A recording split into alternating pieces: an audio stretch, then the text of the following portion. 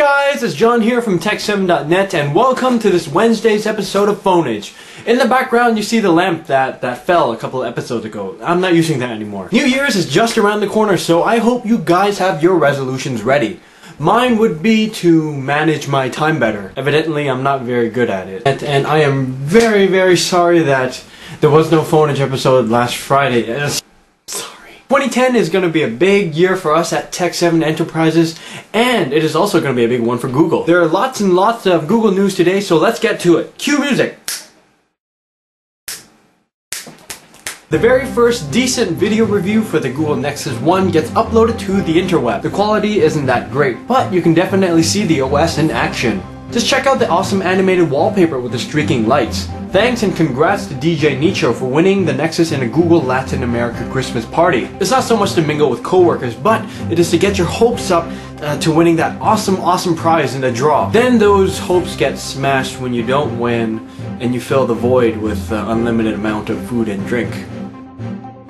Happy holidays. Now that we're all excited about the Google phone, here is an image of a leaked document featuring the pricing. According to this image, Nexus One will sell for $530 unlocked with no contract, which is a friggin' unbelievable price, I tell you what. Google, you're doing something right. Obviously you're doing something right. I mean, this video is on YouTube for Christmas sake. If, for any reason, you enjoy being on a contract, you can sign on to a selected T-Mobile plan for 2 years and just pay $180 for the phone. Check out the link for more details on pricing. Okay, enough about the Nexus One. Let's check out the Sony Ericsson Xperia X10 in action. This video demonstrates Google Goggle. That's a weird phrase to say, but anyway, Google Goggle allows you to take a picture of something and the application will search it on Google for you. I think this is very handy. Let me give you an example. The UK Rice Krispie mascots look totally different than the ones in US and Canada. If I were in Tesco's for the very first time and saw them, which I was, I would have wanted to Google Goggle that image to prove to myself that I wasn't crazy, and to satisfy my unnecessary need to determine that for some strange reason, the mascots are different. Sorry for wasting 10 seconds of your life on that one. I really wish I can give it back to you. I'll Google Goggle that. Anybody experience O2 network issues? Well, you're not alone. Home Alone, that is. O2 has made an official apology for the recent difficulties. The reason? High bandwidth due to their unlimited mobile data services. Apparently those in London had it the worst. O2 is working very hard to fix the issue, including installing over 200 additional mobile stations in London and meeting up with Apple and RIM to learn a thing or two about data optimization. Vodafone, O2's direct competitor, took the opportunity to claim that its network will cope far better with the fast-growing number of smartphones. So move on to Vodafone, where customer service is apparently terrible and your Vodafone handset will be raped with Vodafone bloatware. But that's another story. Moving on. Sprint Palm Pre gets a WebOS update to 1.3.5. The update list is small, but it's better than nothing. From the looks of it, battery life has been optimized and now users can download over 2G if needed. Nifty. Speaking of nifty, thanks to you guys at XDA Developers, Windows Mobile users can now experience true landscape mode on their devices. A special ROM was apparently extracted from the HTC HD2. As you can see, the ROM is still rather buggy, but devs have said that this is still a test. Since I have about zero experience with the Windows Mobile device, I'm not really too sure what the difference is. But since Pocket Now's Brandon Miniman was excited about it, we should be too. Oh my god, we love you, Brandon! Awkward.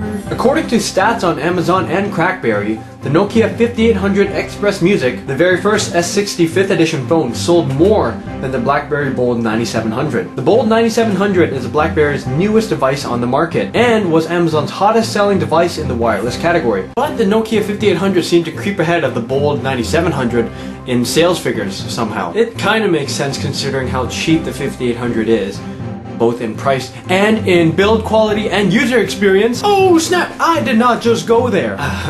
Yes I did. And it feels good. Initially the article was about the Kindle and ebooks or something, but I found the 5800 tidbit to be a little bit more interesting. I have a terrible attention span. Battle rages on between Nokia and Apple. Do you remember when Nokia sued Apple for infringing some copyright patents? Then Apple countersued Nokia. Now Nokia is fighting back and stating that all of Apple's pocketable devices have infringed and violated 7 of Nokia's patents. One of them would be including a camera on the device. I mean, come on, seriously? Although Nokia does have some very impressive figures. Apparently Nokia has invested approximately $40 billion euros over the past 2 decades in research and development.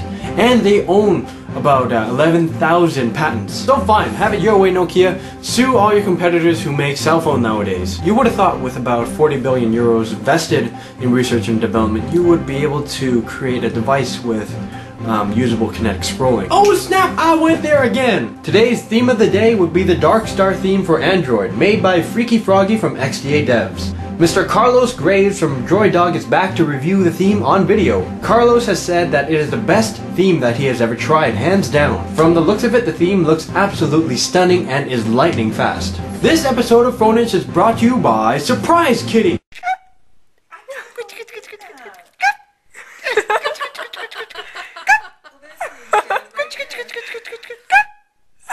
That video makes me smile every single time. This is John from tehkseven.net, and I will see you guys Friday. Happy New Year's to everyone! For those of you who plan to go out in the cold to do the public countdown, please dress warmly. And bring some apples in case you get hungry. Or you can throw them if you are unsatisfied with how the countdown went. Voice your opinion by throwing a cold, baseball-sized fruit in anger. Huzzah! Pie. So you say that Apple has violated your patents. Where did Apple touch you? Show me where Apple touched you. If you are uncomfortable, then you can use this doll to demonstrate. Don't be shy.